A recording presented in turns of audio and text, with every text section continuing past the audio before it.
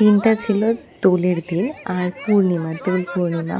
আর আজকে তোমাদের সাথে সেটা শেয়ার করছি। দেখো এখানে আবির মেখে আমি ভূত হয়ে গেছি। তবে সকাল সকাল আমাদের বাড়ির পুজো শেষ হয়েছে, তারপরেই কিন্তু প্রত্যেক বছরের মতন আবির খেলা হয়। পুজো আগে দেওয়া হয় তারপরেই, কারণ কি ঠাকুরকে আবির না দিয়ে কখনো আবির তো মাখা যায় না।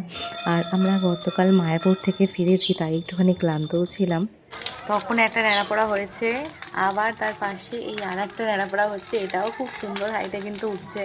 এ দেখো পাশেটার ধোঁয়া অলরেডি, মানে এখনও রয়েছে ধোঁয়া। আর এইখানে বাচ্চারা একটা বানিয়েছে, সেইটা আর কি হচ্ছে।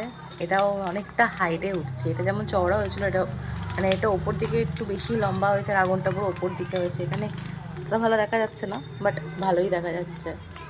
তাড়াতাড়ি খা, তাড়াতাড়ি খা, পুজো আরম্ভ হয়ে গেছে। পুজো খা, পুজো আরম্ভ কি শেষ হতে চলেছে পুজো। হয়েছে খাওয়া? তুই আবার কি ধরেছিস? হ্যাঁ, রাজ্যের এই বছর দ্বিতীয়বার দোল উৎসব। আর রাজ্যকে যখন আমি প্রথমবার জানতে পেরেছিলাম রাজ্য আসতে চলেছে, সেটাও কিন্তু এই দোল পূর্ণিমার সময়তেই ছিল। তাই দোলটা আলাদা করে একটা আলাদাই স্পেশাল ফিল করায় আমাকে। আর আমাদের নিমন্ত্রণ ছিল দোল পূর্ণিমা উপলক্ষে পাশের বাড়ি একটা জেঠুর বাড়িতে। সেখানে খিচুড়ি, তরকারি, পায়েস, চাটনি, মিষ্টি খুব সুন্দর করে ভোগ খেলাম। আর দিনটা কিন্তু খুব সুন্দরভাবে কাটলো আজকে আমাদের।